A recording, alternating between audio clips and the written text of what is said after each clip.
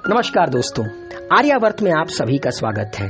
दोस्तों, एकलव्य एक ऐसा पात्र है महाभारत का जिसके बारे में बहुत ज्यादा महाभारत में जानने को नहीं मिलता है, मगर एक सीख एकलव्य से सीखने को मिलती है कि जीवन में अगर कुछ हासिल करना हो उसके लिए मेहनत, प्रयास और समर्पण जरूरी है। लेकिन क्या आप लोगों को यह पता है कि एकलव्य को श्री कृष्ण के द्वारा मारा गया था? मतलब श्री कृष्ण ने एकलव्य को मारा था। क्यों मारा था, इसके पीछे की कहानी क्या थी? आमंत्रित करता हूं आप सभी को आज के सफर पर चलने के लिए। शुरू करते हैं आज का सफर। दोस्तों, एकलव्य और गुरु द्रोणाचार्य, इनका जो एपिसोड है, इनकी जो कहानी है, वो भारतवर्ष के बच्चे बच्चे को पता है। बचपन में ही हमको सिखा दिया जाता है, पढ़ा दिया जाता है। जैसा कि आप लोगों को पता है कि एकलव्य एक निषाद था, जंगल में रहता था। बचपन से धनुर्विद्या के प्रति उसका लगाव बहुत ज्यादा था और उस दौर में भारतवर्ष में गुरु द्रोणाचार्य से बड़ा गुरु कोई नहीं था। एकलव्य गुरु द्रोणाचार्य के पास जाता है, कहता है कि हे गुरुदेव, मुझे धनुर्विद्या सीखनी है, मगर गुरु द्रोणाचार्य उसके जाति के कारण उसको सिखाने से मना कर देते हैं। गुरु के प्रति मन में कोई भी द्वेष उत्पन्न नहीं करता, लौटता है, पूरी ताकत जुटाता है और गुरु की मूर्ति बनाकर उसके सामने प्रयास करना शुरू करता है, मेहनत करना शुरू करता है, अभ्यास करना शुरू करता है, पारंगत हासिल कर लेता है। गुरु द्रोणाचार्य को जब ये बात पता चलती है तो गुरु द्रोणाचार्य एकलव्य से गुरु दक्षिणा में उसका अंगूठा मांग लेते हैं, क्योंकि गुरु द्रोणाचार्य ने अर्जुन से यह वादा किया था कि मैं तुम्हें विश्व का सर्वश्रेष्ठ धनुर्धारी बनाऊंगा।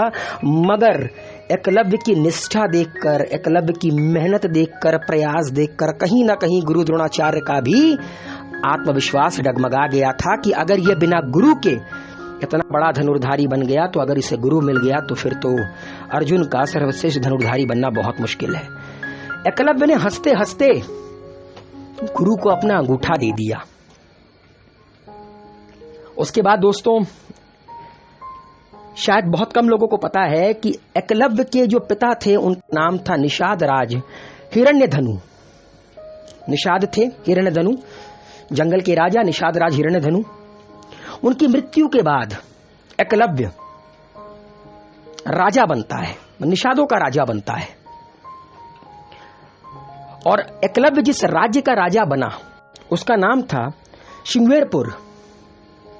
उस राज्य का राजा अपने पिता निषाद राज हिरण्यधनु के बाद एकलव्य बनता है। एकलव्य की मुलाकात होती है भगवान श्री कृष्ण के सबसे बड़े शत्रु जरासंध से, और जरासंध उन्हें कहता है कि तुम एक काम करो, तुम, इन दोनों का आपस में दोस्ती हो जाती है, एकलव्य की और जरासंध की।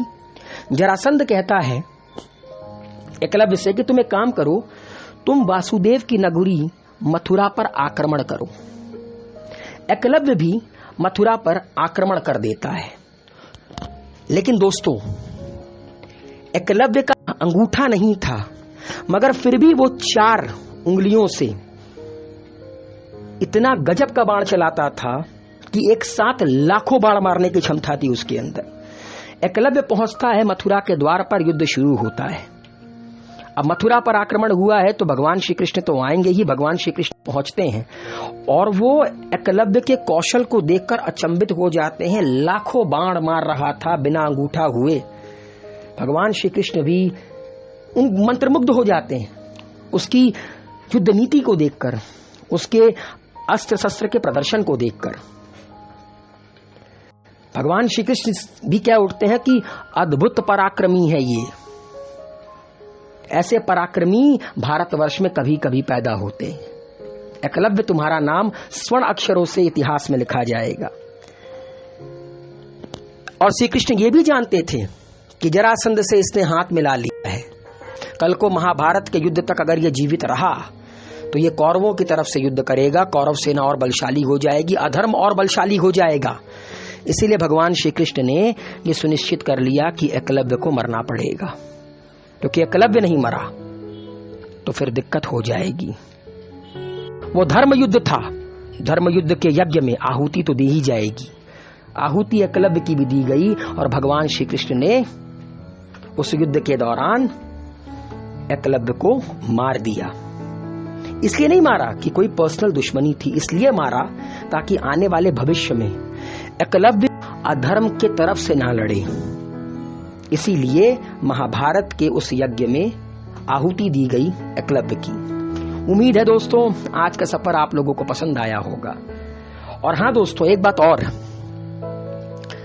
एकलव्य ने अपना अंगूठा काटकर गुरु द्रोणाचार्य को दिया था।